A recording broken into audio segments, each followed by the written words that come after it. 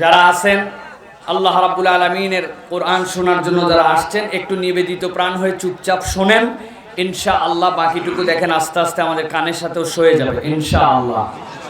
প্রিয় ভাইয়েরা, আজকের এই মাহফিলে আসতে পেরে আমরা খুশি তো? খুশি। আল্লাহ রাব্বুল আলামিন আমাদেরকে হাজির করেছেন। কেবল আপনি আমি খুশি না, আসমান জমিনের যত সৃষ্টি আছে, যদি আপনি এই মাহফিলে আসার সময় শুধু একটা ক্ষুদ্র নিয়ত করে আসেন যে আল্লাহ তোমার দেওয়া দিন, তোমার দেওয়া জ্ঞান, তোমার দেওয়া আল্লাহ রাব্বুল আলামিনের এই বিধিবিধান কোরআন হাদিস থেকে আমি একটু শিখবো, একটু জানবো, এই জন্য আমি আসলাম, তাহলে আপনি তালেবে ইলম। আর যেই ব্যক্তি আল্লাহর রাস্তায় এই জ্ঞান অন্বেষণের নিয়তে বেরিয়ে যায়, আমার আল্লাহ রাব্বুল আলামিন রাসূলকে দিয়ে বলছেন, আল্লাহ রাব্বুল আলামিন সমুদ্রের মধ্যে যদি কোনো মাছ থাকে, মাটির নিচে যদি কোনো পিঁপড়া থাকে, আল্লাহর সৃষ্টিকুলের যত সৃষ্টি থাকে সবাইকে দিয়ে আল্লাহ ওই বান্দাদের জন্য দোয়া করান। সুবহানাল্লাহ। সারাদিন দোয়া করছে, আল্লাহ আমার বাচ্চাটাকে সুস্থ করে দাও, আমার চাকরি বাকরি দাও, আগামী ইলেকশনে আবার আমাকে নমিনেশন পাওয়ার ব্যবস্থা করে দাও, আয় রব্বুল আলামিন আমার তকদিরে খারাপ দিক থাকলে মিটাইয়া দাও, আল্লাহ আমার রিজিকে বরকত দিয়ে দাও, আল্লাহ আমার পড়ালেখা মুখস্থ হয় না ব্যবস্থা করে দাও, আমার প্রতিষ্ঠানে ছাত্র বাড়ায় দাও, এমপি সাহেব যেন আমার দিকে একটু টিয়ার কাবি খায় এগুলোর দিকে নজর দেয় সেই ব্যবস্থা করে দাও। সারা দিন আমি এই দোয়া করছি, আমরা বিভিন্ন জন বিভিন্ন ধরনের হাজত নিয়ে, ঠিক কিনা? কিন্তু বান্দা যখন মাহফিলে আসে, আমার রাসূল বলছেন দোয়া তার শেষ, সে এখন আল্লাহর জন্য বসছে মাজালিসুল যিকিরে।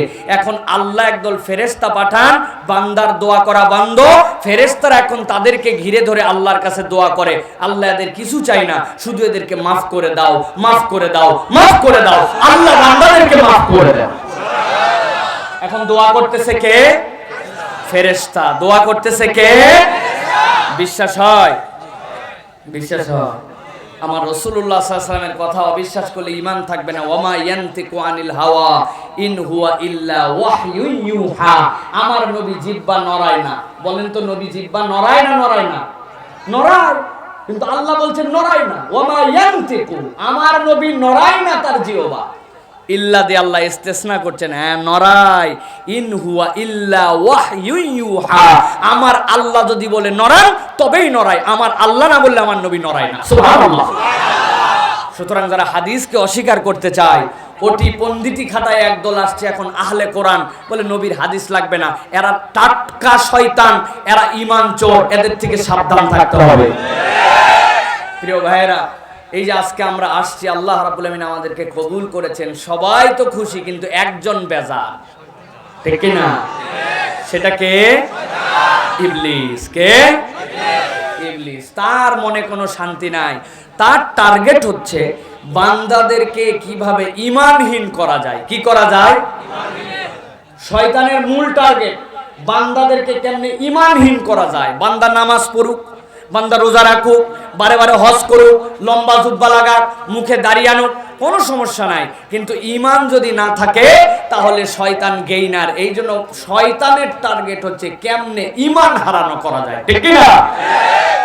বর্তমান বাংলাদেশে ঈমান হারানোর নতুন একটা প্রক্রিয়া শয়তান এখন এজেন্ডা হিসেবে নিছে। তারা এখন বাঙালিদেরকে বুঝ দিচ্ছে এবং বিভিন্ন জায়গায় আমরা শুনতে পাচ্ছি এখন একটা চমৎকার ডায়লগ, সবাই বলে এখন আমরা করোনা মোকাবেলা করেছি, তাই না? আপনি করোনা কেমনে মোকাবেলা করলেন ভাই? আমরা উপযুক্ত সময় হাত ধোয়াইছি, উপযুক্ত সময় স্যানিটাইজ করাইছি, উপযুক্ত সময় টিকা দিছি, উপযুক্ত সময় মানুষদেরকে সামাজিক দূরত্ব এবং নিরাপত্তা মেনটেন করাইছি। বহু জায়গায় বলছি আমি, বাপ বেটা দুইজন বাইকের পিছনে উঠছে, বাইকটা হচ্ছে তাদের ইয়ামাহা এফজেডএস পিকআপ, দিতেই খালি দৌড় দেয়। বাপ বলছে বেটারে ভালো করে ধর, পরে যাবি ধর। বাপের একটু ভুঁড়িটা বড়, বেটার হাত ছোট, কি ধরতে পারে, বহুত কষ্ট করে আব্বারে ধরে রাখছে। বেচারির বুক আর বাপের পিঠ একদম লেপটা লেপটি করে লাইগে ঘাইমে গেছে, দুইজনের মধ্যে কোনো এক সুত ফাঁকা নাই। দুইজন মিলে মসজিদের সামনে যে বাইক পার্কিং করছে, পার্কিং করে বাপ বেটা দুইজনই মসজিদে ঢুকছে, ঢুকার পরে 1.5 হাত ফাঁকে ফাঁকে দাঁড়াইছে। কয় হাত? এইরকম করে আমরা করোনা মোকাবেলা করেছি, বলে কিনা ভাই? আমি আপনাদের কাছে একটু জিজ্ঞাসা করতে চাই, একটু উত্তর দিবেন আপনারা। ইউরোপ আমেরিকার যে সকল দেশ আছে, বিশেষ করে সুইডেন, ডেনমার্ক, তারপরে Italy, France, Spain, America, England, এইগুলা দেশের নাম শুনছেন? এইগুলা দেশের টাকার দাম বাংলাদেশের থেকে কম না বেশি? এইগুলা দেশের বৈজ্ঞানিক প্রযুক্তি বাংলাদেশের থেকে পিছায়া না আগায়া? এইগুলা দেশের মহাকাশে যাওয়া, মহাকাশের গবেষণা, মহাকাশে যান পাঠানো, এইগুলা থেকে বাংলাদেশের থেকে পিছায়া না আগায়া? যেগুলো দেশের নাম বললাম, এরা করোনার টিকা আবিষ্কার, করোনার management, ICU, CCU, hospital management, এইগুলাতে বাংলাদেশের থেকে পিছায়া না আগায়া?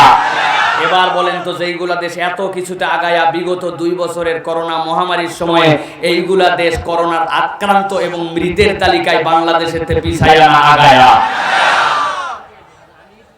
বুঝে বলছে? ও বাবা, ওনারা টাকাতে আগায়া, প্রযুক্তিতে আগায়া, বিজ্ঞানে আগায়া, টিকায় আগায়া, আইসিইউ আগায়া, সিসিইউ আগায়া, ভেন্টিলেটরে আগায়া, দুনিয়ার সব কিছুর সাথে সাথে করোনাতেও আগায়া, মরাতেও আগায়া, ঠিক না? তার মানে বোঝা যায়, যদি এই প্রযুক্তি আর বিদ্যা বুদ্ধি দিয়ে করোনা ঠেকানো যেত, এইগুলা দেশে করোনাই হতো না। সুতরাং বাংলাদেশে এখন পর্যন্ত যতটুকু আমরা ভালো আছি, এইটা দুনিয়ার কোনো প্রযুক্তিতে নয়, আমরা আল্লাহর দয়ায় ভালো আছি, ঠিক না? এটাই হচ্ছে আল্লাহ রাব্বুল আলামিনের দেওয়া দয়া। সাথে সাথে মনে রাখবেন, ইসলাম আপনাকে বলছে লা দরার ওয়ালা দিরার। মুসলমান কাউকে ক্ষতি করবে না, ক্ষতিগ্রস্ত হবে না। আপনাকে সরকার যে স্বাস্থ্যবিধির কথা বলেছে, এটা আপনাকে মানতে হবে। মাস্ক আপনাকে পরতে হবে, টিকা আপনাকে নিতে হবে, সরকারের দেওয়া আইসোলেশন সিস্টেম থাকলে সেটার মধ্যে আপনি ঢুকলে সেটা মানতে হবে, কোয়ারেন্টাইন আপনাকে মেনে চলতে হবে। ইসলাম নিরুৎসাহিত করে না, এটা করতে হবে। তবে সাথে সাথে বিশ্বাস রাখতে হবে, এত কিছু করার পরেও যদি আল্লাহ ধরতে চায়, বাঁচার উপায় নাই। আর যদি আল্লাহ ছেড়ে দেয়, এই দুনিয়ার কারো ধরার ক্ষমতা নাই, ঠিক কি না? এর নাম ঈমান। এর নাম কি? চিৎকার করে বলেন, এর নাম কি? সবাই সমস্যারে বলেন, এর নাম কি? শয়তানের টার্গেট হচ্ছে এইটা, শুধু চুরি করে নেওয়া, বাকি সব রেখে দিবে।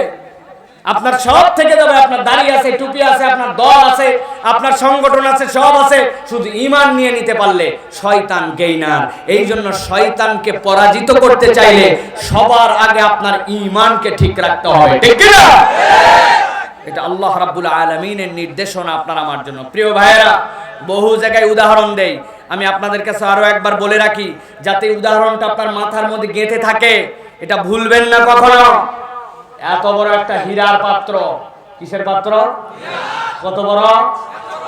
দাম কত? আরে এত বড় হীরার পাত্রই নেই দুনিয়া, আন্দাজি খেলে হুজুর যা বলে তার সাথে হতে না। আচ্ছা ধরলেন ক, ধরি এক্স, ওই রকম ধরলাম এত বড় একটা হীরার পাত্র আছে, তার দাম হচ্ছে 10 কোটি টাকা, ঠিক আছে? আরেকটা পাত্র এত বড় সোনার, এটাও অ্যাভেলেবেল, সোনার পাত্র এত বড় কোনো ব্যাপার না, ধরলাম তার দাম 1 কোটি টাকা। আরেকটা পাত্র ঠিক অত বড়ই, সেটা রূপার, তার দাম কত? ধরলাম 10 লাখ। তার পাশে ঠিক এত বড় একটা মাটির শানকি, ওই মাটির গোল একটা হচ্ছে বল, মাটি দিয়ে বানানো, এটার দাম কত? 50 টাকা দেন না ভাই, 10 টাকায় নামায় হালাইছে 50 টাকা, ঠিক আছে তো? একটার দাম 10 কোটি, একটার দাম 1 কোটি, একটার দাম 10 লাখ, আরেকটার দাম 50 টাকা। একটা গোয়ালাকে বলছেন 4টার মধ্যে সমান করে 1/2 লিটার করে দুধ দিয়ে দে। রূপা, সোনা, হীরা, এইগুলার তলা দিয়ে চুল ঢুকে কি ঢুকে না, এরকম একটা হালকা ছিদ্র করা আছে, একদম মানে যার থেকে ছোট আর ছিদ্র হয় না। মাটিরটা ছাড়া বাকি 3টাতেই ছিদ্র করা, 1/2 লিটার করে 4টার মধ্যে দুধ দিছে 2 লিটার। ঠান্ডা মাথায় বুঝে সুঝে বিবেক খাটায় উত্তর দিবেন, এই 4 পাত্রের মধ্যে কোনটাতে দুধ থাকবে?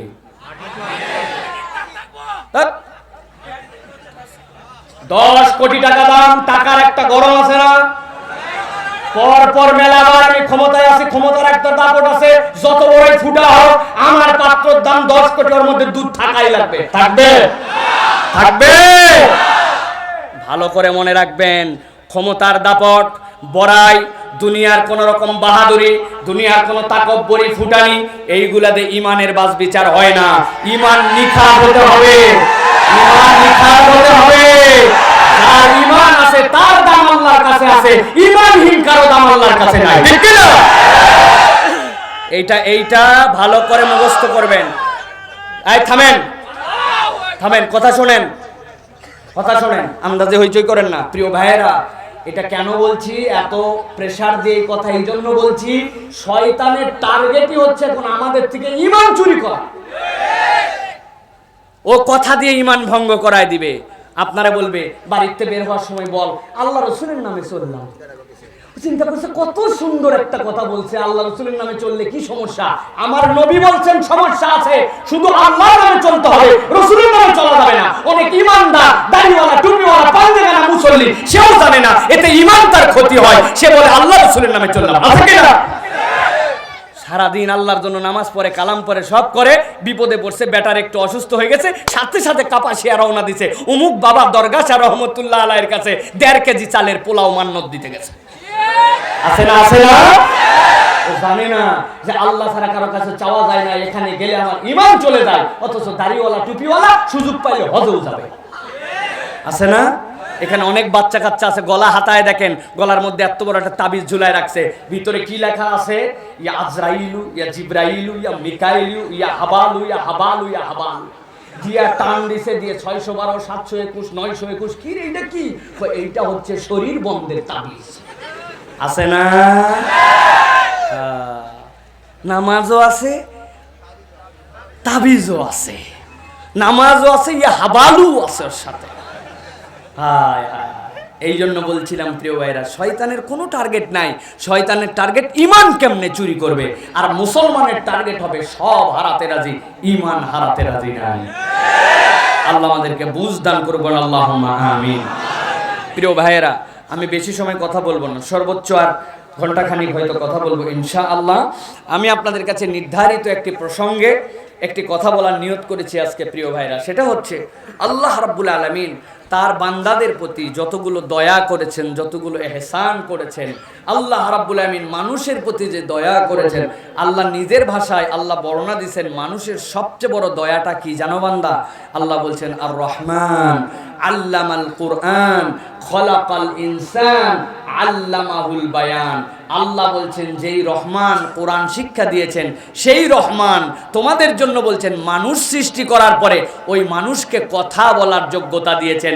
মানুষের প্রতি আল্লাহর যত দয়া, এর মধ্যে কথা বলতে দেওয়ার ক্ষমতা হচ্ছে আল্লাহর পক্ষ থেকে দেওয়া শ্রেষ্ঠ নিয়ামত। সুবহানাল্লাহ, সবচেয়ে বড় নিয়ামত। পৃথিবীর সব প্রাণীকুলকে মৌলিক দুইটা ভাগে ভাগ করা হয়, একটা হচ্ছে হাইওয়ানে নাতেক, আর একটা হচ্ছে হাইওয়ানে গায়রে নাতেক। হাইওয়ানে নাতেক মানে কি? দুনিয়ার বুকে যারা কথা বলতে পারে, এই কথা বলতে পারার শক্তি একমাত্র আল্লাহ মানুষকে দিয়েছেন। সুবহানাল্লাহ। তাসবিহ সবাই করে, ইউসাব্বিহু লিল্লাহি মা ফিস সামাওয়াতি ওয়া মা ফিল আরদ। ভালো করে ভূমিকাটা বুঝে নেন। আসমান জমিনে যা কিছু আছে সবগুলা তাসবিহ করে। এই যে লোহা, এই যে প্লাস্টিক, এই যে কাঠ, এই যে বাঁশ, এই যে লাইট, এই যে কাপড়গুলা দেখেন শিশিরে দু একটা দানা আসছে, শিশিরগুলা ঝুলে ঝুলে একটু পরে পড়বে। বিশ্বাস করেন আমার আল্লাহ বলছেন ইউসাব্বিহু লিল্লাহি মা ফিস সামাওয়াতি ওয়া মা ফিল আরদ। আসমান জমিনে যা কিছু আছে তুমি বুঝো না, আমি আল্লাহ তাদেরকে তাসবিহ দিছি। এই সব সৃষ্টিকুল আল্লাহর তাসবিহ করে। সুবহানাল্লাহ। সব এভরিথিং। কিন্তু আল্লাহ বলছেন সবার তাসবিহ আমি আল্লাহ বুঝি। আল্লাহ রাব্বুল আলামিনের কাছে তাদের তাসবিহ পৌঁছানো হয়, কিন্তু আমি আল্লাহ মানুষকে আদর করে সৃষ্টি করে ঘোষণা দিয়েছি খলাকাল ইনসান আল্লামাহুল বায়ান। আমি আল্লাহ মানুষ সৃষ্টি করে তাকে একটা কথা বলার যোগ্যতা দিয়েছি। তার যে তাসবিহ সেটা তার ভাই বুঝে, ফেরেশতা বুঝে, আল্লাহ বুঝে। এই জন্য মানুষ হচ্ছে অনন্য। সুবহানাল্লাহ। মানুষ যে কথা বলে, কথা বলার যে প্রক্রিয়া, কিভাবে মানুষ কথা বলে? আমরা যে কথা বলি কিভাবে আবার বলে? ছোটবেলায় হইছে, হওয়ার পরে আস্তে আস্তে 7-8 মাস বয়স হওয়ার পরে বলে মাম মম মম, এরপরে বাবা বাবা বলতে বলতে বাবা বলে বলো বাবা বাবা বাবা, এরপরে বলে পানি পানি পানি, এই বলতে বলতে বলতে বলে ফেলে। এই তো বলা। আমরা তো এরকমই চিন্তা করছি যে এইটুকুই তো বলা। বিজ্ঞান বলছে প্রিয় ভাইয়েরা এত সহজ নয়, কথা বলার প্রক্রিয়াটা বড় জটিল। আমি 40 সেকেন্ডে আপনাদের কাছে একটু বর্ণনা দেই কথা বলার প্রক্রিয়াটা কত জটিল। পৃথিবীর মানুষ যখন কল্পনা করে আমি কিছু বলবো, সাথে সাথে তার ব্রেনের মধ্যে একটা তরঙ্গ উৎপাদিত হয়। এই তরঙ্গটা এরপরে আল্লাহ রাব্বুল আলামিন এই তরঙ্গায়িত করে জিও বা ঠোঁটের কাছে দুটো সিগন্যাল পাঠান। জিও বা ঠোঁট তখন এই দুইটাকে একটা প্রক্রিয়া করার পরে আমাদের কণ্ঠনালীর মধ্যে লরেন্স নামে এক ধরনের কম্পন আছে, তার কাছে একটা সিগন্যাল পাঠায়। সবগুলা প্রক্রিয়া করে আবার ব্রেনের কাছে সিগন্যাল যায়। ব্রেন এরপরে পুরাটাকে প্যাকেজ বানায়া আপনার আমার মুখের মধ্যে পাঠায়। তখন ওই লরেন্স দুই ধরনের কর্ড আছে, এই কর্ডগুলা প্রতি সেকেন্ডে 200 বার থেকে 1000 বার পর্যন্ত নড়ার ক্ষমতা রাখে। এইরকম করে নড়াচড়া করে আপনার আমার ঠোঁট দিয়ে, আপনার আমার মুখ দিয়ে রব্বুল আলামিন প্রক্রিয়াজাত করে কথা বের করে। আমার আল্লাহ রাব্বুল আলামিন বলছেন, আলাম নাজআল লাহু আইনাইন ওয়া লিসানান ওয়া শাফাতাইন। ও দুনিয়ার মানুষ, তোমাদের দুইটা চোখ দিলাম, ওই দুইটা চোখ দিয়ে একটু দেখো না তোমরা আমি রব্বুল আমিন কেমনে তোমার দুইটা ঠোঁট দিয়ে রাখছি আর জিহ্বা দিয়ে রাখছি। কেমনে তোর ওই জিহ্বার ওর ঠোঁটটা তোর জন্য কাজ করে, কেমনে তোর জন্য কথা বলায় সহায়তা করে। বান্দা কখনো কল্পনা করে দেখছিস কিনা দুনিয়ার বুকে আপনার স্ত্রী যাকে আপনি বিবাহ করে এনেছেন, যার খরপোশ আপনি দেন, আপনার বাড়িতে সাধ্যের মধ্যে সর্বটুকু তাকে দেওয়ার চেষ্টা করেন, আপনার যেই সন্তানের জন্য কলিজা পানি করে দিয়ে আপনি পরিশ্রম করে মানুষ বানাচ্ছেন, দেখবেন একই নির্দেশ 2, 3, 5 বার 7 বার দেওয়ার পরে আপনার সন্তান আপনার কথা শুনতে চায় না, আপনার স্ত্রী আপনার কথা শোনে না, আপনার স্ত্রী আবার আপনাকে বলে আপনিও কথা শোনেন না। দুনিয়ার মধ্যে কথা না শোনার, কথা না মানার টেন্ডেন্সি মানুষের মধ্যে আছে কিনা? কিন্তু আমার আল্লাহ বলছেন, আলাম নাজআল লাহু আইনাইন ওয়া লিসানান ওয়া শাফাতাইন।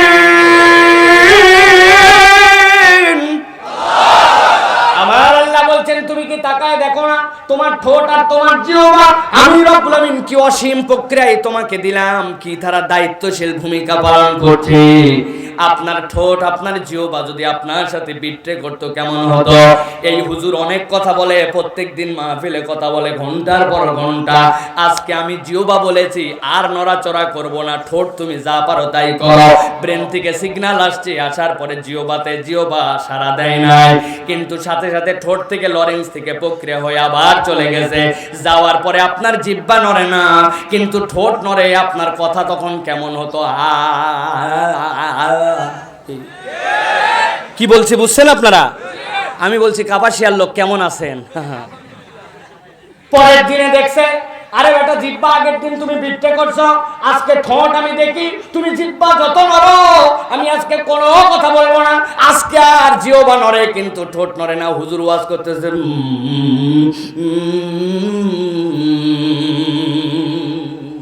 কি বলছে বুঝছেন? জিজ্ঞাসা করছে, এমপি সাহেব বিগত নির্বাচনে কত ভোটে জিতছিলেন? প্রিয় মুসলমান ভালো করে বোঝেন, আমার আল্লাহ এই জন্য বলছেন, আলাম নাজআল লাহু আইনাইন ওয়া লিসানান ওয়া শাফাতাইন।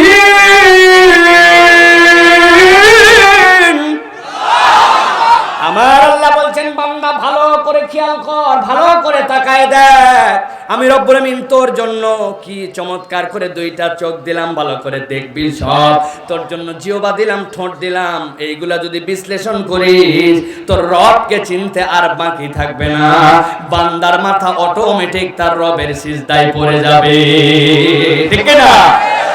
প্রিয় ভাইয়েরা, এই যে এতক্ষণ পর্যন্ত যা বললাম এটা আপনাদের কাছে এই জন্য বললাম যে ওনাকে আমাকে এই কথা বলার যোগ্যতা দিলেন, কথা বলা শিখালেন। ওই রব্বুল আলামিন বান্দাকে এমনি এমনি দুনিয়ায় ছেড়ে দেন নাই। তার জন্য আল্লাহ রাব্বুল আলামিন কোন কথা বলবে, কোন কথা বলবে না, কিভাবে কথা বলবে, কখন কথা বলবে, কখন চুপ করে থাকবে, তার কথা বলার প্রক্রিয়া কেমন হওয়া উচিত, এই ব্যাপারেও কোরআনুল কারীমের মধ্যে একটা গাইডলাইন দিয়েছেন। পুরা কোরআনকে গবেষণা করলে দেখা যায় কোরআনুল কারীমে কথা বলা এবং তার নীতিমালার উপরে আল্লাহ 12টা দিক নির্দেশনা দিয়েছেন। কয়টা? আজকে আমরা এর মধ্যে থেকে গুরুত্বপূর্ণ 4টা দিক নির্দেশনা নিয়ে 40 মিনিট আর কথা বলবো। রাজি আছেন আপনারা? রাজি আছেন আপনারা?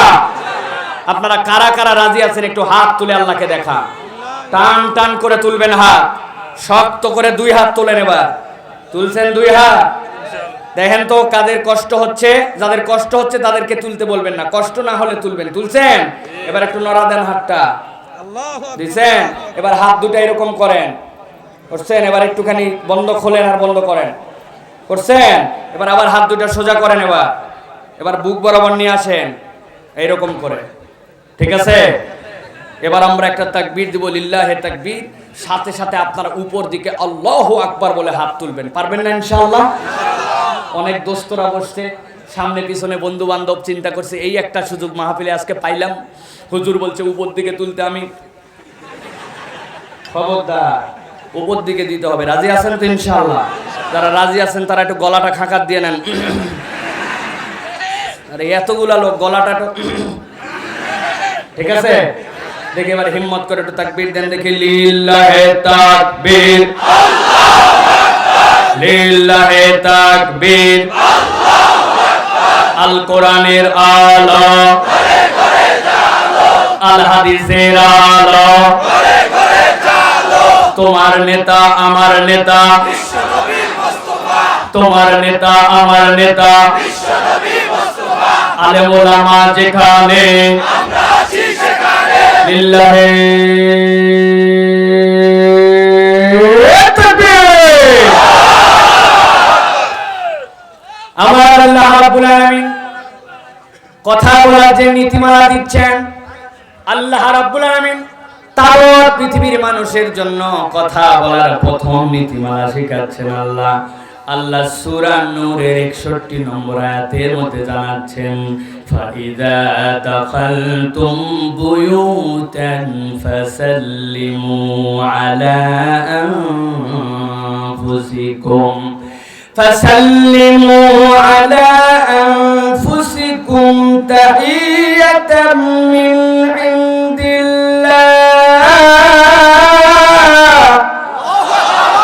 আমার আল্লাহ বলছেন, ও দুনিয়ার মানুষ, আমি রব্বুল আমিন কথা বলার প্রথম যে নীতিমালা তোমাদের জন্য শিক্ষা দিতে চাই, সেই নীতিমালা হচ্ছে, ও দুনিয়ার মানুষ, যখন তুমি তোমার বাড়িতে প্রবেশ করবে, তোমার পরিবারের কাছে যখন ফেরত আসবে, যখন দুয়ারের কাছে হাজির হয়ে যাবে, আমার আল্লাহ বলছেন আমি রব্বুল আমিন তোমাকে নির্দেশ দিলাম, তাহিয়াতাম মিন ইনদিল্লাহ, আল্লাহর পক্ষ থেকে একটা পবিত্র বাক্য আছে। দুনিয়ার মানুষ বাক্যটা বলে কিন্তু কথাটা আমার আল্লাহর। আল্লাহ বলছেন আমি দায়িত্ব দিলাম, তোমার পরিবারে সর্বপ্রথম তুমি সালাম দিয়ে তোমার ঘরে প্রবেশ করো। সুবহানাল্লাহ। আমার আল্লাহ রাব্বুল আমিন এবার বুঝাচ্ছেন, দুনিয়ার মানুষ, কথাটা বারবার তুই শুনিস, এই জন্য তোর কাছে সহজ হয়ে গেছে, কিন্তু জেনে রাখ বান্দা, সালামের কথা যেটা বললাম, তিনটা মৌলিক বিষয় আছে। সেটা আল্লাহ বলছেন তাহিয়াতাম মিন ইনদিল্লাহি মুবারাকাতান তাইয়্যিবা। ও দুনিয়ার মানুষ, আমি আল্লাহ বললাম এই সালামটা যেটা তোর ঠোঁট দিয়ে উচ্চারিত হয়, এটা তোর কথা নয়, এটা আমি আল্লাহর কথা বান্দাকে দিলাম। তাহিয়াতাম মিন ইনদিল্লাহ। জান্নাতে যাওয়ার আগে হাসরের ময়দানে বান্দা যখন সব রব্বুল আমিনের সামনে হাজির হয়ে যাবে, আমার আল্লাহ ওই দিনও এক শ্রেণীর বান্দাদেরকে আদর দিয়ে ডাক দিয়ে বলবেন, সালামুন কাওলাম মির রাব্বির রহিম। আজকের দিনে রবের পক্ষ থেকে তোদের জন্য সালাম। আল্লাহ বলছেন ওই সালামটাই তোদের জন্য প্রথম নির্দেশনা। দুনিয়ার মানুষ তোর পরিবারে সালাম দিয়ে ঢুকবি। এরপর আল্লাহ বলছেন ওই সালামটা আসলে কি মুবারাকা, এইটা হচ্ছে তোদের জন্য একটা বরকত। এরপরে আল্লাহ বলছেন তাইয়্যিবা, এইটা হচ্ছে একটা পবিত্রতা। পৃথিবীর অনেক মুফাসসির ব্যাখ্যা করছেন, ও দুনিয়ার মানুষ, কোন একটা বাড়ির মধ্যে যদি তিনটা নিয়ামত থাকে, এক নম্বর তার জন্য শান্তি থাকে, দুই নম্বর যদি তার জন্য বরকত থাকে, তিন নম্বর যদি তার বাড়িটা পবিত্র হয়, সম্পর্কের দিক দিয়ে, আত্মীয়তার দিক দিয়ে, পর্দা পশিদার দিক দিয়ে, আমলের দিক দিয়ে তার বাড়ি যদি পবিত্র হয়, দুনিয়ায় থাকতে ওই বাড়িটা যেন জান্নাতে রূপান্তর হয়ে যায়। মুফাসসিররা আয়াতের সূরা নূরের 61 নম্বর আয়াতের ব্যাখ্যায় বলছেন, যারা নিয়মিত তার পরিবারে আল্লাহর দেওয়া হুকুম পালনের জন্য খেয়াল করে করে সালাম দিবে, আল্লাহ ওই পরিবারকে এই তিনটা গুণে গুণান্বিত করে দিবে। প্রিয় মুসলমান, ভালো করে বোঝেন, আমার রাসূলুল্লাহ সাল্লাল্লাহু আলাইহি সাল্লাম সাহাবীদের বাড়িতে পর্যন্ত গেছেন। যাওয়ার পরে সাহাবীর বাড়িতে দাঁড়ায় সালাম দিয়েছেন, প্রথমে আসসালামু আলাইকুম, সাহাবী কোনো উত্তর দেন নাই। আল্লাহ নবী আবার সালাম দিয়েছেন, সাহাবী উত্তর দেন নাই। আবার সালাম দিয়েছেন, সাহাবী উত্তর দেন নাই। আল্লাহ নবী তিনবার সালাম দেওয়ার পরে বাড়ি থেকে চলে আসতেছেন। এমন সময় দৌড়ায় বেরিয়ে আসছে একজন সাহাবী, ওই বাড়িওয়ালা। ইয়া রাসূলুল্লাহ, ইয়া হাবিবাল্লাহ, ওয়া আলাইকুমুস সালাম, কোথায় যাচ্ছেন আপনি? সাহাবী বলছে, ইয়া রাসূলুল্লাহ, আপনি কোথায় যান? আপনি তো আমার বাড়ির সামনে আসছিলেন। আমার নবী বললেন, তোমাকে পরপর তিনবার সালাম দিলাম, তুমি কি শোনো নাই? তোমার কাছে যে আমি আল্লাহর পক্ষ থেকে তাহিয়া পৌঁছালাম, তুমি কি শোনো নাই? সাহাবী বলছে, ইয়া রাসূলুল্লাহ, শুনেছি, তবে আমি তো আপনার সাথে ওই যে মক্কা থেকে সব ছেড়ে দিয়ে হিজরত করে এসেছি।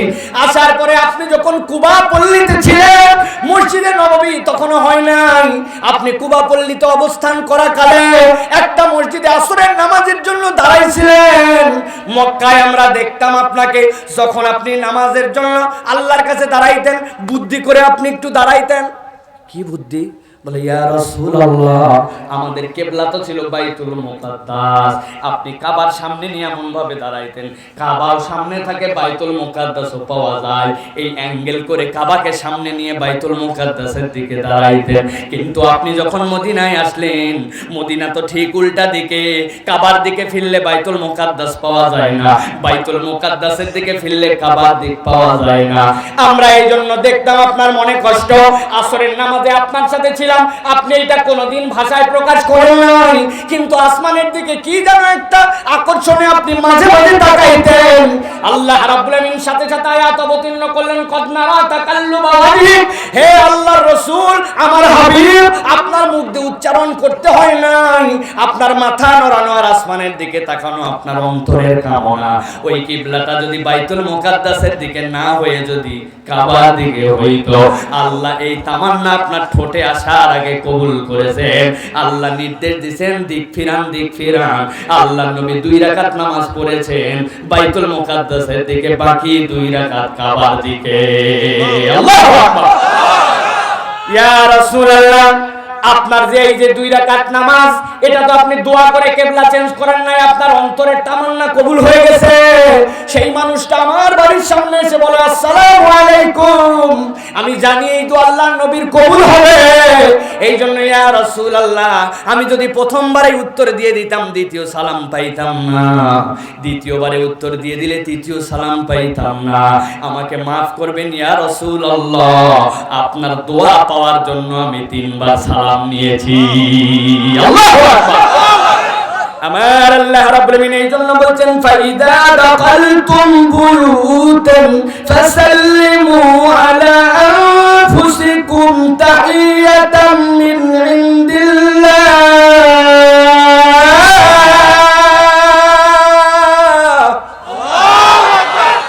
ও দুনিয়ার মানুষ, ভালো করে খেয়াল করো, বুঝে সুঝে এই কথাটা আল্লাহ রাব্বুল আমিন নিজের কথা, আল্লাহ তোমাদের জন্য তোহফা করে পাঠাইছেন।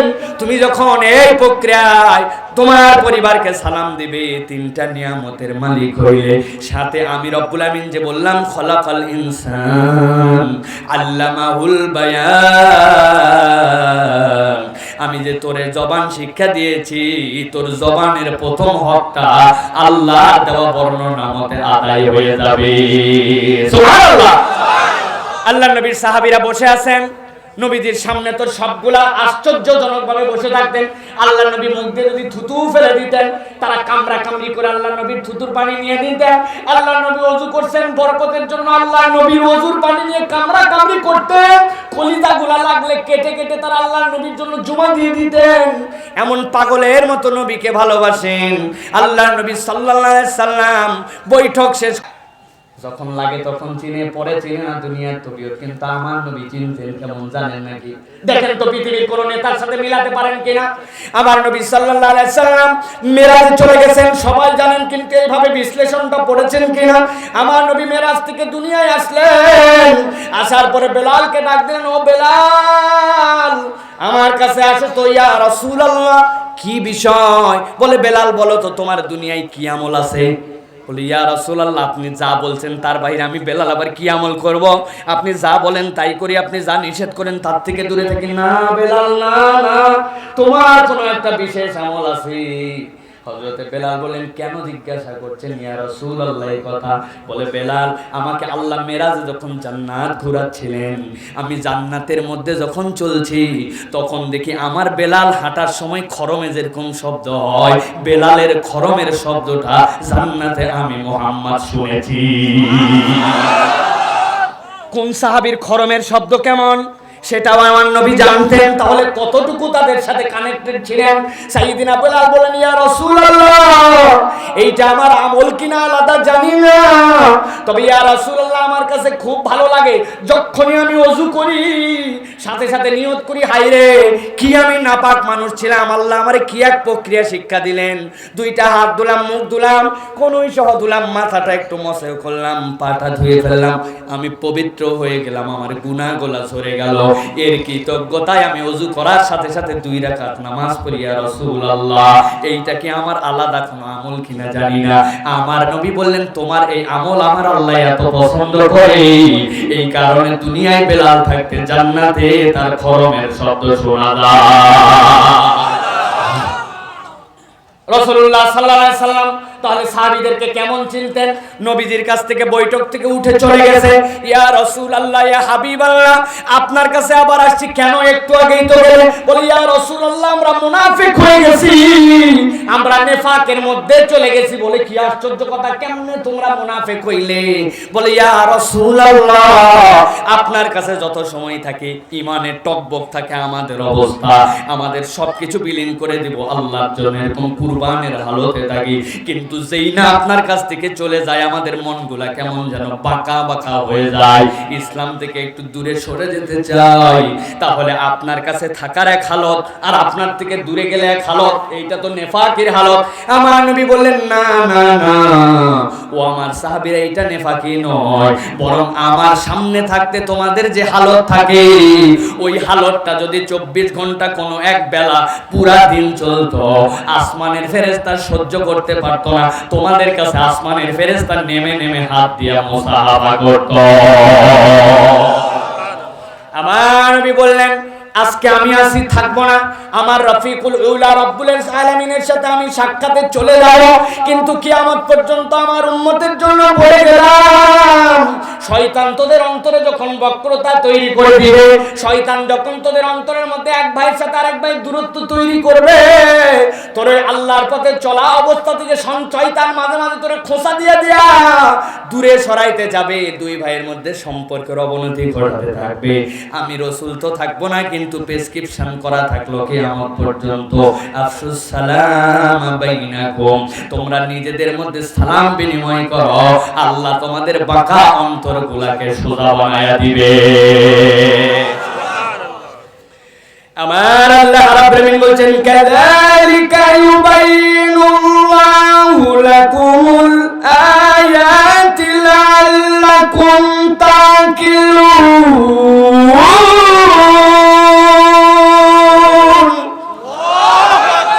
ও দুনিয়ার মানুষ, আমি রব্বুল আমিন তোদের জন্য বললাম, কাযালিকা ইউবাইয়িনুল্লাহু লাকুমুল আয়াত, আমি রব্বুল আমিন এভাবে আমার নিদর্শনগুলো তোদের সামনে বর্ণনা করে দেই, লাআল্লাকুম তাকিলুন, আশা করা যায় তোদের উপলব্ধির মধ্যে চলে আসবে। আল্লাহর এই বিধান যদি কোনো বান্দা একবার উপলব্ধি করতে পারে, রব্বুল আলামিন তার জীবনে নিয়ামত দিয়ে ভরায়া দিবে। সুবহানাল্লাহ। তাহলে আমাদের প্রথম প্র্যাকটিস হবে, আমাদের পরিবারের কাছে পৌঁছালে আমরা সালাম দিব, ঠিক কি না? সব জায়গায় সালাম দেয়, অনেক সময় নেতা তার উপরের নেতাকে সালাম দেয়, অনেক সময় আর ছাত্ররা শিক্ষককে সালাম দেয়, হুজুররা ছাত্রদেরকে, ছাত্ররা হুজুরদেরকে সালাম দেয়। কিন্তু আমি মুরব্বী হয়ে গেছি, বয়স হয়ে গেছে, আমার বউয়ের কাছে যাই সালাম দিব, এই কথা শুনলে মুরব্বী বলবে, লা হাওলা ওয়ালা কুওয়াতা ইল্লা বিল্লাহ, বউরে কেমনে সালাম দেবে? বউরে সালাম দেওয়া যায়? আর যদি যাই আজকের ওয়াজ শুনে বউরেও সালাম দেন, আসসালামু আলাইকুম, বউ মাথা নিচু করে বলবে, আমি আপনার বউ, কি মনে করছেন আপনি? অপরিচিত বাড়িতে আইছেন নাকি আপনি? মানে সেও এই সালামের লোড নিতে পারে না। মানে আমাদের পরিবারে সব জায়গায় সালাম দেওয়ার কালচার থাকলেও স্বামী স্ত্রীর মধ্যে সালাম দেওয়ার কোনো নিয়ম নাই, ঠিক কি না? আজকের থেকে পরিবারে সালাম দিতে পারবেন? পারবেন? বউরে বলবেন যে শোনো বউ, মন টন খারাপ করো না বেশি তুমি, হ্যাঁ ওয়াজ শুনে আসছি আল্লাহ বলছে সালাম দিতে, আমাদের বাড়িতে বরকত দরকার, তুমি কয়েকদিন মুখ চাপেই থাকো, সমস্যা নাই, আস্তে আস্তে ওয়ালাইকুম সালাম বলার অভ্যাস করি। ঠিক না ভাই? পারবেন না ইনশাআল্লাহ? এটা আমাদের আমল হবে। এক ভাই আরেক ভাইয়ের সাথে দেখা হলে আমরা সালাম দিব, পরিবারে সালাম দিয়ে ঢুকবো। দরজায় ঢুকে কলিং বেল দেওয়ার আগে, ডাক দেওয়ার আগে আগে একবার সালাম দিয়ে নেবেন। কে শুনলো না শুনলো, আসসালামু আলাইকুম, ও সকিনার মা দরজাটা খোলো। পারবেন না ইনশাআল্লাহ? আসসালামু আলাইকুম আপু, দরজা খুলে দেন, মা আমি আসছি, আগে সালাম দিবেন একবার, তারপরে ভিতরে ঢুকে আরেকবার প্রয়োজনে সালাম দিবেন। এই সালাম যদি আমরা দেই, এটা তাহিয়াতাম মিন ইনদিল্লাহ মুবারাক তাইয়্যিব, এই তিনটা গুণে আল্লাহ আপনার আমার অন্তর এবং পরিবারগুলোকে ভরপুর করে দিবেন। বলেন আল্লাহুম্মা আমিন। আল্লাহ রাব্বুল আলামিন এরপরে দ্বিতীয় নির্দেশনা দিচ্ছেন দুনিয়ার মানুষকে। সূরা কফ 18 নম্বর আয়াতে আল্লাহ বলেছেন, মা ইয়ালফিযু মিন কওলিন ইল্লা লাদাইহি রাকীবুন আতীদ।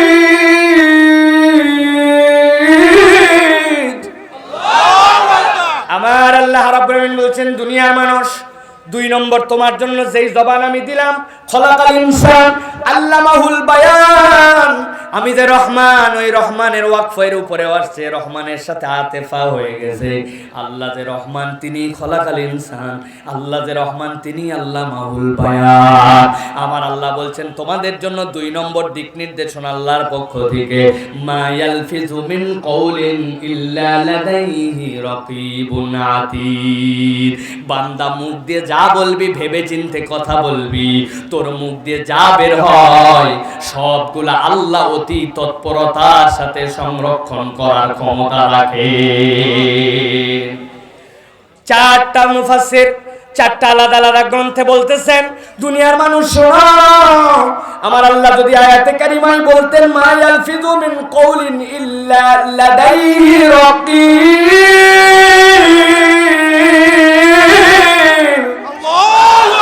যদি আমার আল্লাহ বলতেন রব্বুল আলামিন তোদের মুখ দিয়ে যা বের হয়, যা লব্জ বের হয়, এইগুলা সংরক্ষণকারী আল্লাহর জন্য ইট ওয়াজ এনাফ, এইটা আল্লাহর জন্য যথেষ্ট হইতো। কিন্তু রব্বুল আলামিন সাথে সাথে আতীব ব্যবহার করছেন। কেন? আল্লাহ বলছেন রকিব মানে সংরক্ষণকারী, আতীব মানে অতি তৎপর। আরে 1450 বছর আগে কোন জি চিনতো না পাবলিক, এখন আমরা জি এমন চিনছি, 1G 2G 3G 4G, এখন 5G, আবার শুনতেছি কয়েকদিন পরে নাকি 5.5G পর্যন্ত আসবে। ঠিক কিনা? জি আর জি মানে প্রযুক্তিতে আমরা কতটুকু আগাচ্ছি, এই প্রযুক্তি আমাদেরকে কত সামনে নিয়ে যাচ্ছে। আমার আল্লাহ এইখানে যে আতীত শব্দ ব্যবহার করেছেন, আতীদের ব্যাখ্যায় মুফাসসিররা বলছেন দুনিয়ার প্রযুক্তি যত দূর পর্যন্ত যাবে, আমার আল্লাহর আতীতটা তার সামনে সামনে দিয়ে যাবে, ওইটা ছুঁয়ে দেখতে পারবে না কখনো। আল্লাহ এত কুইক, এত তৎপর ভাবে বান্দা যা বলে সবগুলা সংরক্ষণ করে।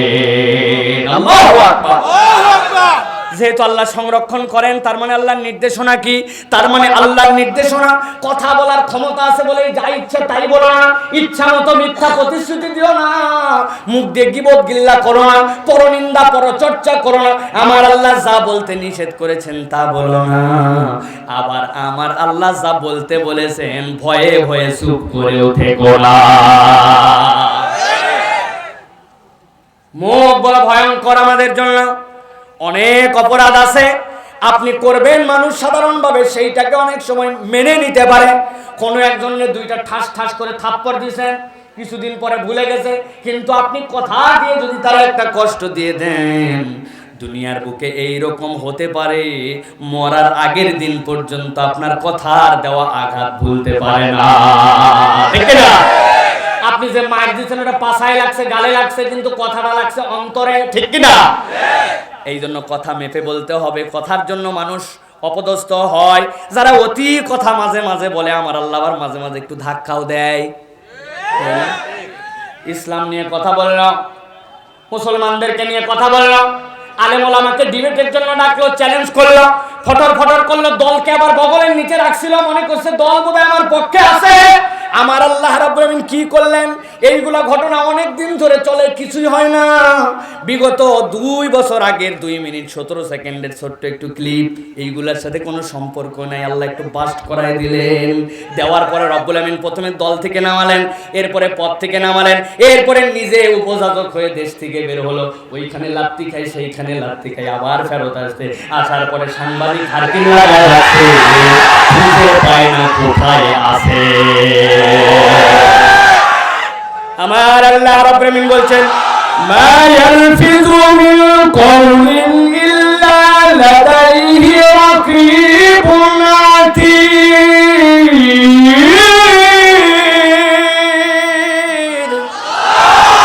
ও দুনিয়ার মানুষ, সামান্য একটুখানি হিন্স দিছি, কি লাভ দিয়ে উঠছেন আপনি, তাই না? এবার আসেন তো একটু ভিন্ন দিকে। যেই লোকের 2 মিনিট 17 সেকেন্ড প্রকাশ পাওয়ার কারণে দুনিয়ায় এত বেইজ্জতি, আপনি এবার নিজের দিকে তাকান, নিজের দিকে তাকান, নিজের কথামালার দিকে তাকান। আপনি বুঝ হওয়ার পরের থেকে কত কথা বলছেন, যেই কথা আপনার মায়ের সামনে বলতে পারেন না, যেই কথা আপনার বাপের সামনে বলতে পারেন না, আপনার এমপি সাহেবের সামনে ওই কথা বলতে পারেন না, আপনার পরিবারের নিকটস্থ মানুষের কাছে বলতে পারেন না, অথচ সেইগুলা কথা বন্ধু বান্ধব একত্রিত হয়ে বলছিলেন, কোন একটা পরিবেশে বলছিলেন। আপনি যেই কথা অন্যের কাছে বলতে পারেন না, সেই কথা আল্লাহর কাছে লেখা আছে। তাহলে ওই ব্যক্তির 2 মিনিট 17 সেকেন্ড যদি আপনার এমন বিস্ফোরণ হয়, আপনার আমার গুলা যদি আল্লাহ প্রকাশ করে দেন, যাওয়ার কি জায়গা আছে? পরের কথা বললাম, আপনি যে খুব খুশি হলেন, এখন আপনি খুশি না বেজার দেখেন তো একটু নিজের দিকে তাকা। আজকে সকাল থেকে যেমনে কথা বলছি, যাই মন দিয়ে চিন্তা করছি, পাবলিক ভার্সে মুরব্বী হয়ে গেছে, 50-এর উপর বয়স, উনার তো আর কোনো শাহওয়াত নাই, উনার ভিতরে আর কোনো জৈবিক চাহিদা নাই, কিন্তু মহিলা সামনে দিয়ে একটা বেঁচে গেছে, হেঁটে গেছে, ওই মহিলার ওই মুরব্বী পর্যন্ত কি কল্পনা করছে, কি চিন্তা করছে, কি কথামালা তার ব্রেনের মধ্যে তৈরি হয়েছে। আমার আল্লাহ বলছেন, আমি আল্লাহর কাছে সংরক্ষিত আছে। আমি আল্লাহ যেদিন ফাঁস করে দিব, ওই দিন হিসাব করে কথা বলিস আর চিন্তা করিস। ঠিক না? অপরের কাছে গেলে খুব মজা, নিজের কাছে নিজের অপরাধগুলো আমরা খুঁজে পাই না। আমাদের দেশের মৌলিক সমস্যা হচ্ছে জুলুমের কথা বললে আর কোনো অপরাধ বললে সরকারের দিকে চোখ যায়, পাওয়ারের দিকে চোখ যায়। আর আমি নিজের দিকে আগে চোখ দেন, নিজে না শুধরাইলে আল্লাহর কাছে বাকিদের হিসাব আপনার কাছে চাওয়া হবে না। আমার আল্লাহ রাব্বুল আলামিন এই জন্য 2 নম্বর নির্দেশনা দিচ্ছেন, দুনিয়ার মানুষ যা বলো মেপে বলো। তাহলে আপনি চিন্তা করেন তো, গীবত, গিল্লা, মিথ্যা কথা, হারাম কথা, অযাচিত কথা, এইগুলা কি ইমানদারের কথা হতে পারে? আপনি বাজারের দোকানদার, সকাল 11টার সময় 11 নম্বর কাস্টমার আসছে, আপনি বিক্রির সাথে বলতেছেন আপনি আমার বোনের কাস্টমার, একদম প্রথম কাস্টমার, এই জন্য আপনারে আমি বড় আন্তরিকভাবে এইটা দিলাম। আপনার ব্যবসা হালাল হলো না হারাম হলো? আরে মাল হালাল, আইটেম হালাল, দোকানের পজিশন হালাল, যে বিক্রি করতেছেন ওইটাও হালাল, কিন্তু কথার জন্য হারাম হয়। বিকালবেলা কাস্টমার আসে, বলে আপনার মতো চীনা কাস্টমার, বলে কেনা দামে দিলাম, 400 টাকা কাল্লা কাটে ফেলছে। বেচারি এই যে চীনা লোকায় আপনাকে চীনা লোক বলে কেনা দামে দিলাম, এই কথাটা যে বলে দিলে মুখ দিয়ে, এই হারামটা যে তার, এইটার হিসাব কি আল্লাহর কাছে আছে কিনা? লম্বা দাড়ি লাগাইছে, শেষ জামানায় একটুখানি পোশাক আশাকেও লম্বা ঢিল টান দিছে, পান খাওয়াতেও জোর দিছে। আসরের নামাজের পরে সুন্দর টিভিওয়ালা চায়ের দোকানে যায় বসে, ডান পাশে বসছে গীবত কমিটির সভাপতি, বামে সেক্রেটারি, উনি ক্যাশিয়ার। এরপরে অমুক হুজুরের কি হলো, তুমুক পার্টির কি হলো, খালেদার কি হলো, হাসিনার কি হলো, বুশের কি হলো, ব্লেয়ারের কি হলো। সারাদিন গীবত, গিল্লা, মিথ্যা কথা, বাজে কথা, অযাচিত কথা, যেই কথা তার বলা লাগবে না, এইরকম কথাবার্তা বলে। মসজিদ থেকে মাগরিবের আজান ভেসে আসছে, হাইয়া আলাস সালাহ, সাথে সাথে বলছে চলো চাচা আমরা নামাজে যাই। এতক্ষণ যা যা করলেন এইগুলার হিসাব কিন্তু নাই, তাই না? এগুলো আল্লাহ ধরবে? একটাও ধরবে না, ঠিক না? কারণ ওইগুলো তো চায়ের দোকানে বসে বলছে। ব্যাপার হলো চায়ের দোকানদারও মাঝে মাঝে সিগন্যাল দিবে, দেখবেন কি চাচা এক কাপ এনে যে বাবা আরেক কাপ দে।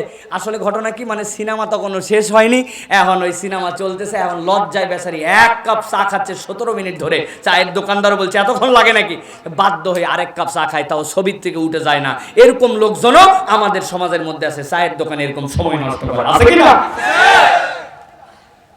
প্রিয় মুসলমান, এই জন্য আমার আল্লাহ রাব্বুল আলামিন এটা সতর্ক করছেন, বান্দা যখন কথা বলবে এখন থেকে বিবেচনা করে কথা বলবে, এটা আল্লাহ দায়িত্ব দিচ্ছেন। তাহলে মুসলমান মিথ্যা কথা বলবে না, গীবত গিল্লা করবে না, মুখ দিয়ে গালি দিয়ে কথা বলবে না। ঢাকা আর গাজীপুরবাসী আমরা বড় খুশি, আমাদের গালি ছাড়া মুখের কোনো কথা নাই, ঠিক না?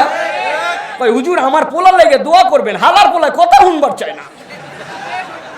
আমি বললাম এটা তো আপনার পোলা না, এটা আপনার শালার বেটা, এ নিয়ে চিন্তা কি? কই না হুজুরি বা আমারই পোলা। আমি তো আপনি কইলেন যে হালার পোলা, কইটা কই হালাইছে, এটা মুখের কথা তো, হালা আয়া পড়ে, হালা নাকি সব জায়গায় আয়া পড়ে। আপনি এই যে হালা বলতেছেন, শালা বলতেছেন, বন্ধু বন্ধুরে ডাক দেয়, এ হারামজাদা কই আছোস, তাড়াতাড়ি আপ। আমি বললাম হারামজাদা মানে আপনি কি জন্য হারামজাদা কইলেন? কই এটা হুজুর মুখের কথা হয়ে গেছে।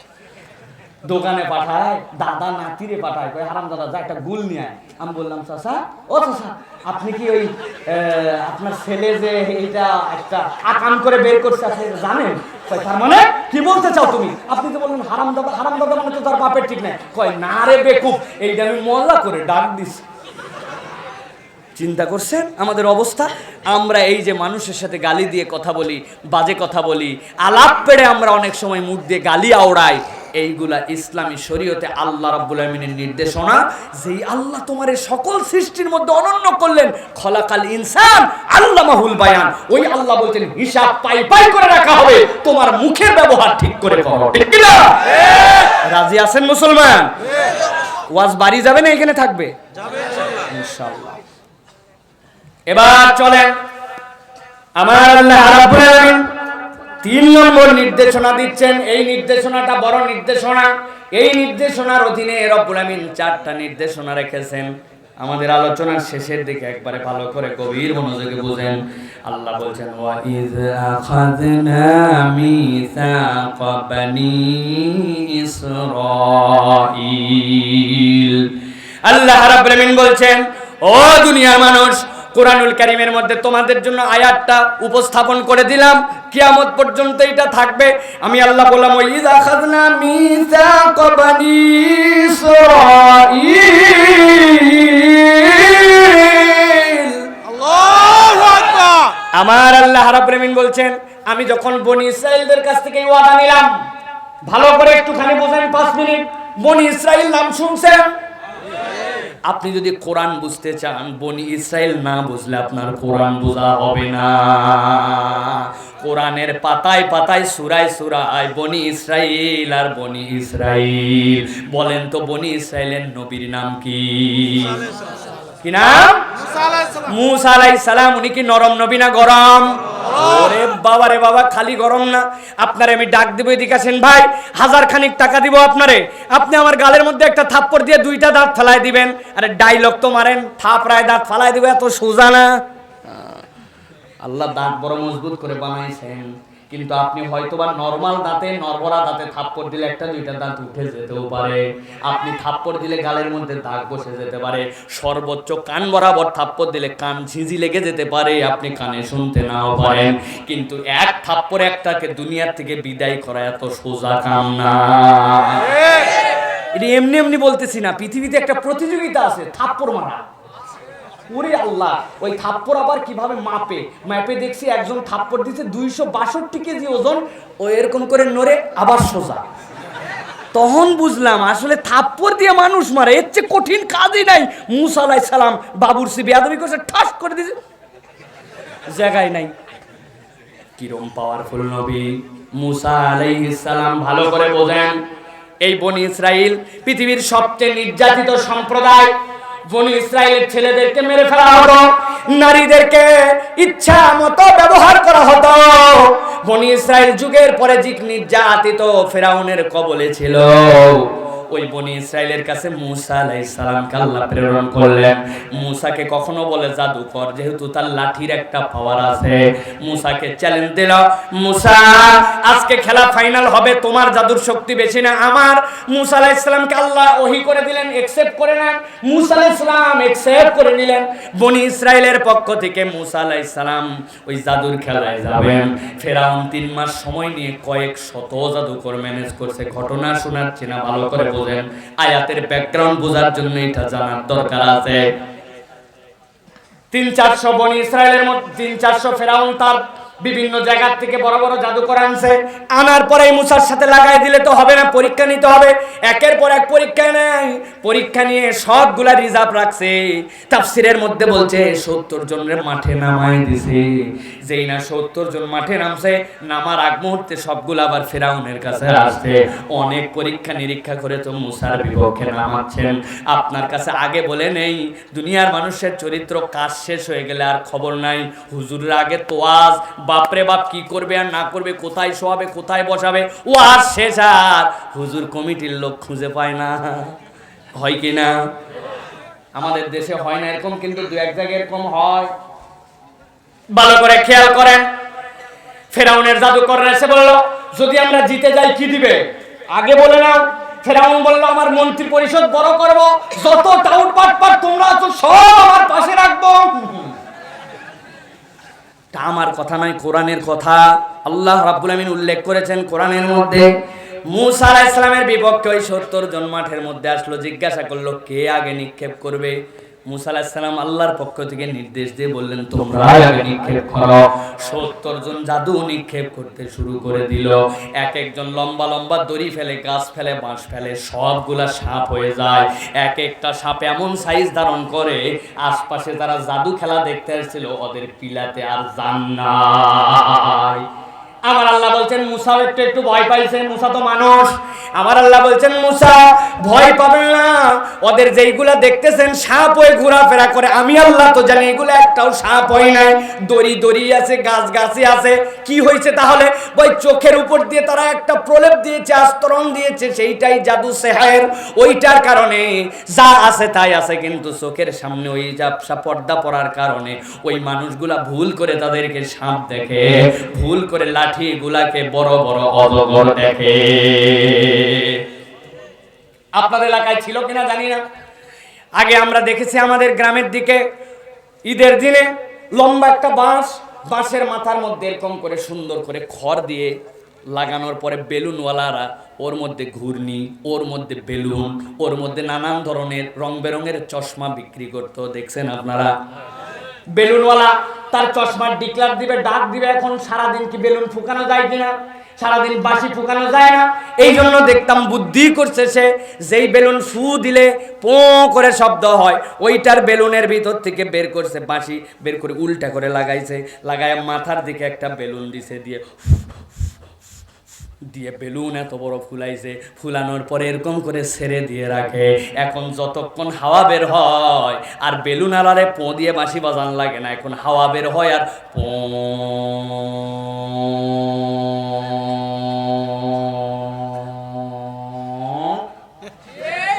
দেখছেন আপনারা? আবার ফু দিয়ে বেলুন ফুলায়। ওদের কাছে একটা চশমা পাওয়া যাইতো ভাই, 2 টাকা দাম, পিছন দিকে একটা গার্ডার দেওয়া, সামনে এরকম গোল, আস্তে করে চোখের মধ্যে লাল একটা চশমা, 2 টাকা। আব্বারে বলছে, আব্বা ঈদের দিনে এটা কিনে দেওয়াই লাগবে, 2 টাকা দিয়ে বাইর করে লাল চশমা দিয়েছে। সুন্দর করে পিছন দিক দিয়ে লাগাইয়া চোখ দিয়ে যেই না তাকাইছি, তাকানোর সাথে সাথে দেখি আব্বা লাল, আম্মা লাল, আসমান লাল, টমেটো লাল, বেগুন লাল, পায়েস লাল, খিচুড়ি লাল, ভাত লাল, সব লাল। খানিকক্ষণ পরে মজা পাই, বলছে আব্বা আরেকটা চশমা হলুদ কিনে দেওয়া লাগবে। না, একটু আগে দিছি। আম্মা বলছে দেন না, ঈদের দিন কি হবে, আবার 2 টাকা দিয়ে একটা। আস্তে করে যেই না হলুদ পড়ছি, তাকায় দেখি আসমান হলুদ, আব্বা হলুদ, আম্মা হলুদ, পায়েস হলুদ, ভাত হলুদ, দুনিয়া হলুদ। ঠিক না? বুদ্ধি করে চিন্তা করলাম, দুইটাই যেহেতু পেয়ে গেছে, একটা খুলে আর একটা কাটে, ওইটারই মধ্যে একটা লাল, ওইটার মধ্যে একটা হলুদ। ডানে তাকালে আব্বা লাল, আম্মা লাল, বামে তাকালে আব্বা হলুদ, আম্মা হলুদ। আমার আল্লাহ বলছেন আপনি মুসা ভয় পাবেন না, ওদেরকে পরিবর্তন করার কোনো যোগ্যতা নাই। লাঠি লাঠি আছে, দড়ি দড়ি আছে, কেবলমাত্র তারা চোখের উপরে একটা প্রলেপ ফেলেছে, মিথ্যা মিথ্যা কিছু তন্ত্র মন্ত্র করে। আপনি মুসা ভয় পাবেন না, তোমাদের কি ছাড়া হয়েছে? বলে আমাদের সব ছাড়া শেষ। মুসা বললেন এখন আপনি ছাড়েন। ফালকা আসা, মুসার সাথে সাথে লাঠি ফেলে দিয়েছেন। তাফসীরের মধ্যে বলতেছে মুসা লাঠি ফেলার সাথে সাথে লাফ দিয়ে উঠে মাইল খানিক উঁচু হয়ে গেছে একটা সাপ, 160 হাত 80 গজ পর্যন্ত মুখ হা করছে। মাঠের মধ্যে যত জাদু ছিল একবার শুধু টান দিছে, এক টানে সবগুলা সাপের পেটে ঢুকে গেছে। আমার আল্লাহ এই খেলা দেখে সব জাদুকর ভয়ে আশ্চর্য হয়ে গেছে। এখন তো গিলার সময় টান দিছে, ছাড়ছে ফেরাউনের পিছনে, যে ফেরাউনের যে সিংহাসন পিছনে যেই না দম ছাড়ছে ওই সাপ। ইতিহাস বলতেছে ফেরাউন হচ্ছে একমাত্র ব্যক্তি দুনিয়াতে যার জন্মের পরের থেকে ওই চুবনি খাওয়ার দিন পর্যন্ত কোনো রোগ বালাই জ্বর সর্দি কিছুই হয়েছিল না। কিন্তু যেই না ওই সাপ পিছন থেকে বাতাস দিছে, ওই সিংহাসন থেকে লাফ দিয়ে উঠে পড়ে সাথে সাথে ফেরাউনের ডায়রিয়া। আল্লাহু আকবার। আমার আল্লাহ রাব্বুল আলামিন ওই বনি ইসরাইলের কথা বলছেন, ভালো করে বোঝেন। যেই বনি ইসরাইল এত নির্যাতিত, মুসা আলাইহিস সালামের এই খেলা দেখে সবগুলি যারা জাদুকর ছিল সিজদায় পড়ে গেল। মুসা আমানতু বিরব্বি মুসা হারুন। আমরা আর এক মুহূর্ত দেরি করলাম না, ফেরাউন তুমি যাও গা, আমি মুসা হারুনের রবের প্রতি ঈমান আনলাম। আল্লাহু আকবার। ভয় দেখালে ফেরাউন কি করব জানিস? সবগুলাকে নিয়ে বিলাক্স, বাম হাত কাটবো ডান পা কাটবো সবগুলারে। তুমি মিয়া মুসার রব মানছো, বলে এই পর্যন্তই তো করবেন, এর বেশি তো আর কিছু করতে পারবেন না। আমার ঈমান আমার কাছে থাকলে, বাকি অঙ্গ থাকলেই কি আর না থাকলেই কি। ইমানদার কখনো ইমানের সাথে কিছু কম্পেয়ার করে না, কিছু স্যাক্রিফাইস করে না। ওমর মুখতার, লিবিয়ার বিখ্যাত তিনি একজন দাই।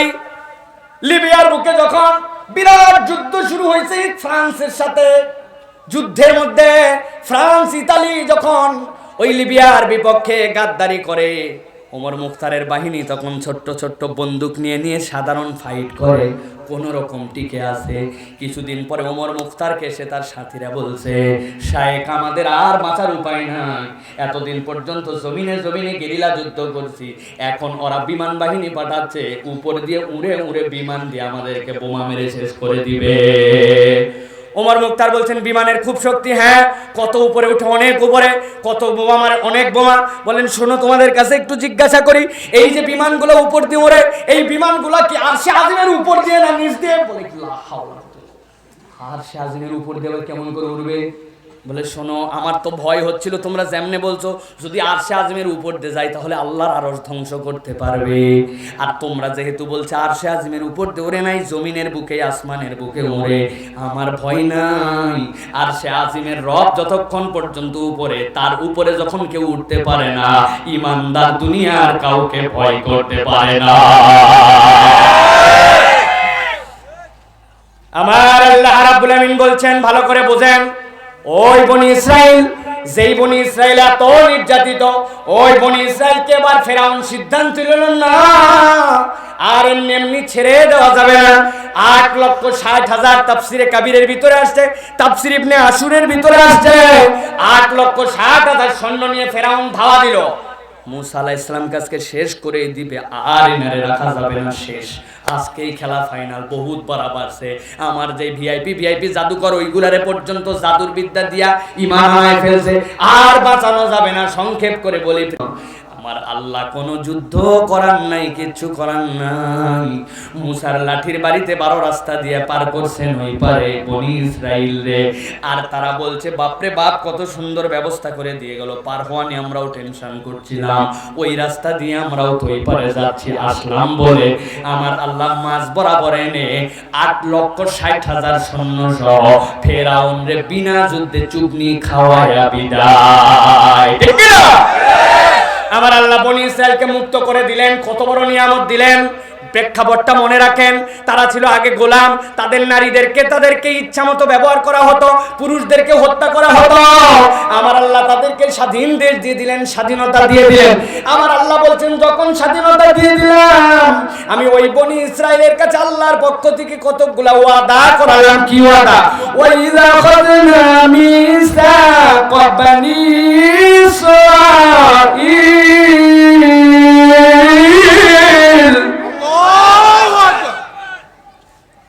আল্লাহ রাব্বুল আমিন বলছেন, তাদের কাছে কি ওয়াদা নিলাম? লা তা'বুদুনা ইল্লাল্লাহ। এক নম্বর ওয়াদা নিলাম, খবরদার আল্লাহ ছাড়া কারো ইবাদত করা যাবে। মাবুদ আমাদেরকে, ইবাদত পাওয়ার হকদার কে? ডাক পাওয়ার মালিক কে? আল্লাহ বলছেন, আমি আল্লাহ এত বড় স্বাধীনতা দেওয়ার পরে প্রথম শপথ নিলাম, লা তা'বুদুনা ইল্লাল্লাহ, আল্লাহ ছাড়া কারো ইবাদত করা যাবে না। আমার আল্লাহ এরপরে 2 নম্বর অঙ্গীকার করাচ্ছেন, ওয়া বিল ওয়ালিদাইনি ইহসানা। আমি আল্লাহ তাদেরকে বললাম, পিতা মাতার সাথে সদাচরণ করতে হবে। ও বনি ইসরাইলের ঘটনা দেখে কিয়ামত পর্যন্ত উম্মতে মুহাম্মাদীকে বুঝালেন, আল্লাহর ইবাদতের পরে বান্দার সবচেয়ে বড় দায়িত্ব পিতা মাতার সাথে সদাচরণ। ঠিক কি না?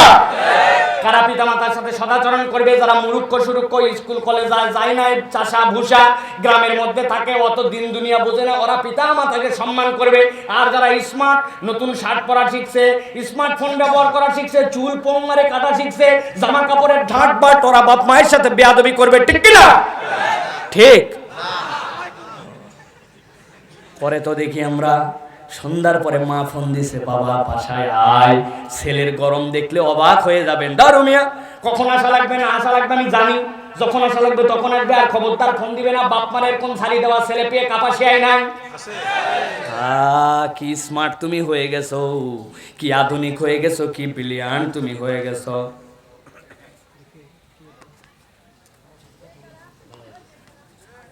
প্রিয় মুসলমান, ভালো করে বোঝেন, ভালো করে খেয়াল করেন। আপনি যদি আপনার জীবনের তকদিরে পরিবর্তন ঘটাতে চান, আপনি যদি কিয়ামত পর্যন্ত আল্লাহর কাছে শান্তির একটা ফয়সালা চান, এই দুনিয়ার জীবনের পরে পরজীবনেও যদি আল্লাহর আরশে আজিমের ছায়া পেতে চান, আপনার 2টা হুকুম আল্লাহর পক্ষ থেকে। একটা, আল্লাহ ছাড়া কাউকে মাবুদ মানা যাবে না, তিনি ছাড়া কোনো ইলাহ নাই।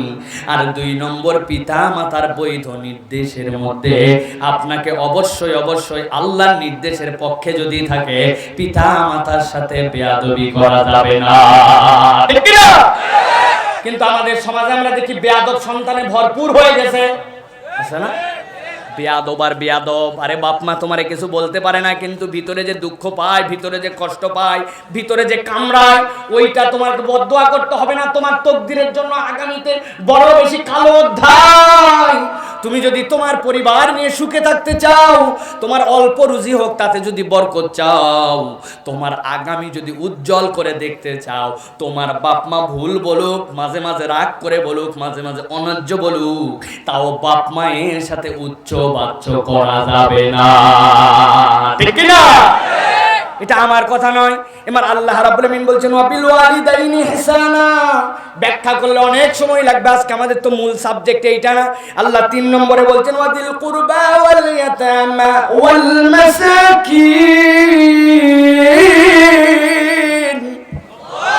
ও দুনিয়ার মানুষ, আমি আল্লাহ বললাম তোমার নিকটাত্মীয়র খবর নাও। মাদ্রাসায় লাখ লাখ টাকা দান করে, এলাকার বিরাট বড় দানবীর হিসাবে পরিচিত, উনার আপন খালাতো ভাই, ফুফাতো ভাই, চাচাতো ভাই, মামাতো ভাই, ফুফু, চাচি, দাদু, চাচা, বড়াব্বা, তাদের পরিবারের খবর নেয় না, তাদের নিকট আত্মীয়দের সাথে সম্পর্ক ভালো নাই, অথচ অন্য জায়গায় দান করে ফাটায় ফেলায়। এটা কিন্তু মানুষের চরিত্রের মধ্যে আছে কিনা? আল্লাহ এরপরে বলছেন, এরপরে আমি দায়িত্ব দিলাম, ওয়াল ইয়াতামা ওয়াল মাসাকিন। যারা এতিম মিসকিন হবে তাদেরকে তোমার সদাচরণ করতে হবে, তাদের খোঁজ খবর নিতে হবে, এটা আল্লাহর দেওয়া দায়িত্ব। মাদ্রাসার থেকে যদি রশিদ নিয়ে আপনার কাছে আসে আমার এতিমখানায় কিছু দেন, সাথে সাথে মন বেজার হয়ে যায়। এই সব কি একটা কার্যক্রম বেরোইছে, এইগুলাতে ঘৃণা ধরে গেছে, আর ভালো লাগে না। এতিম ভালো লাগে না, লিল্লা বোর্ডিং ভালো লাগে না। কিন্তু বিবেক দিয়ে একবার ভেবে দেখেন, সাবেক এমপি মহোদয় এখানে উপস্থিত আছেন, অনেক দায়িত্বশীল এখানে আছেন, আমি তাদেরকে সাক্ষী রেখে বলি, আপনারা জানবেন কিনা বাংলাদেশের যে সমাজ কল্যাণ মন্ত্রণালয় আছে ওখান থেকে প্রত্যেকটা জেলা শহরে শিশু সদন বালক শিশু সদন বালিকা আছে। সারা দেশে সবগুলা যোগ দিলে ৬৪,০০০ হবে না। অথচ আপনি ঢাকার গাজীপুরে হিসাব নিয়ে দেখেন, অন্তত ১০ লক্ষ এতিম অনাথ দুস্থ দুর্বল অমেধাবী মানুষদেরকে এই মসজিদ মাদ্রাসা কেন্দ্রিক লিল্লা বোর্ডিং এ খাওয়ায়া পড়ায়া জাতির বোঝা হালকা করার দায়িত্বে আছে। তা আপনার এগুলো দেখে বিরক্ত লাগে কেন? আপনাকে তো আগায় আসতে হবে। আল্লাহ রসুল বলছেন যে এতিমের দায়িত্ব নেবে আমি আর রসুলের কোন পাশাপাশি থাকবো, তা আপনি এই প্রতিষ্ঠানের একটা দায়িত্ব নেন না কেন? আমার মুহতামিম সাহেব বলে হুজুর মাত্র দাতা সদস্য ১৭ জন। কি আশ্চর্য কথা, প্রতিষ্ঠান চলবে কেমন করে? মাহফিল শোনার জন্য হাজার লোক, এলাকায় লাখ লাখ মানুষ। আমি অনুরোধ করব প্রতিষ্ঠান অন্তত ১০০ জন ভাই ঘোষণা দিবেন যে হুজুর আমাদেরকে আল্লাহ তৌফিক দিলে, সেটা ৫০০ হোক ১০০০ হোক, আমরা আল্লাহ তৌফিক দিলে ১০০টা মানুষ স্থায়ী দাতা সদস্য হতে যায়। বাংলাদেশের যেখানেই থাকেও মোবাইল একটা বিকাশ রকেট অ্যাকাউন্ট থাকবে, আপনার মাসের শেষে হিসাব আপনি মাদ্রাসার অ্যাকাউন্টে জমা করবেন। মূলত মাদ্রাসার অ্যাকাউন্ট নয়, এটা জান্নাতের অ্যাকাউন্টে জমা হবে। ঠিক কি না? রাজি আছেন আপনাদের মধ্যে? আছেন? দেখি হাত তোলেন দেখি, যে এই মাদ্রাসা আজগবি হাত তুলেন না, দাতা সদস্য হতে হবে। হাত তুলবেন তো ফটফট করে হাত তুলে ফেলবেন, সবগুলোর নাম লিখে নিতে হবে। আপনারা হাত তোলেন যে হুজুর ইনশাআল্লাহ আমি নিম্নে ৫০০ টাকা, উপরে যা মন চাই দিব বছরে, এরকম দাতা সদস্য হতে হবে ১০০ জন। হাত তোলেন, আল্লাহ বরকত দিবে ইনশাআল্লাহ। পারবেন না? ১০০০ টাকা করে এখানে ১০০ জন লোক দেওয়ার লোক নাই। কি বলেন আপনারা? যারা হাত তুলেন এদিক থেকে কারা কারা পারবেন ইনশাআল্লাহ হাত তোলেন, আল্লাহ বরকত দিবে। তাদের সকলের নাম ইনশাআল্লাহ ছেলেরা লিখে নিবে। আল্লাহ কবুল করুন, আল্লাহুম্মা আমিন। আল্লাহ বরকত দিবেন, আল্লাহুম্মা আমিন। প্রিয় ভাইরা, ভালো করে খেয়াল করেন, আমার আল্লাহ রাব্বুল আমিন বলছেন বনি ইসরাইলের জন্য ৪টা নির্দেশনার পঞ্চমটা কি? আল্লাহ বলছেন ওয়াকুলু লিন্নাসি হুসনা। ও দুনিয়ার মানুষ, এখানে আসেন, আদম ভাই নিয়ে আসেন।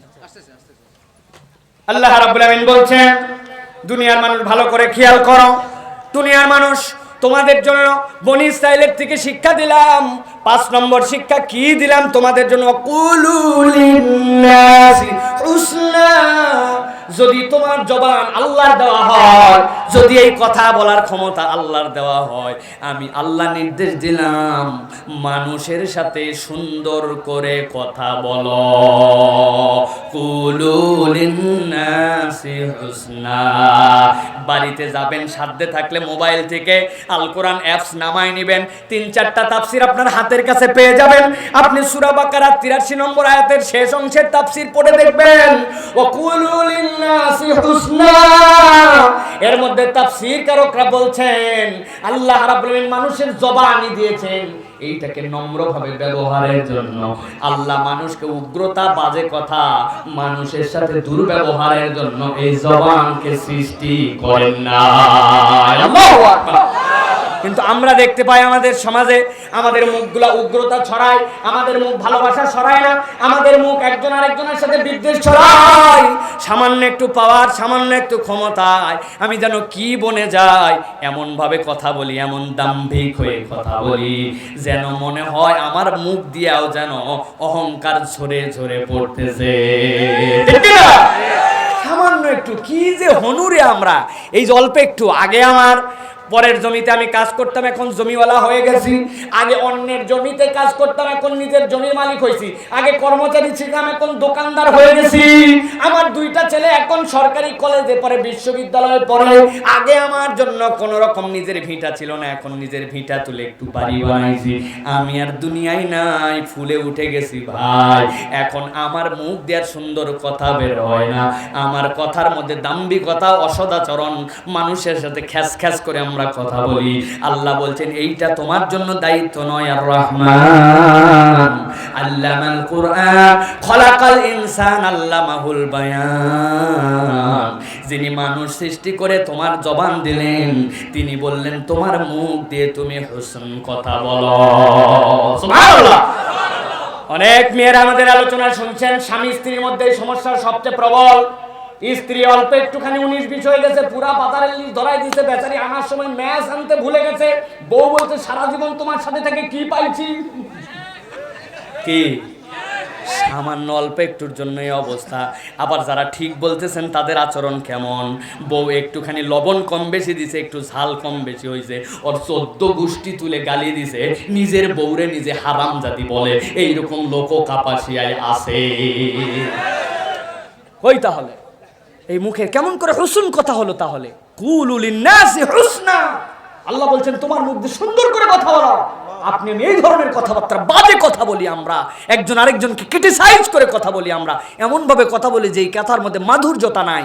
শেষ একটা কথা বলে শেষ করি ভাই, এই দুনিয়ার বুকে একজন লোক যদি একটু হাত তুলে আমাকে দেখান যে হুজুর জীবনে এমন ভাবে 2 রাকাত নামাজ পড়ছি, আমার নামাজ কবুল না হয়ে পারবে না, ওরে পারফরম্যান্স আমার আছেন? আপনারা বলেন যে সাইফুল্লাহ ভাই এত ফটর ফটর মারতেছেন, আপনি একটু হাত তুলে দেখান। কি পারবো আমরা এমন ভাবে? আরে কি নামাজ পড়বো আমরা?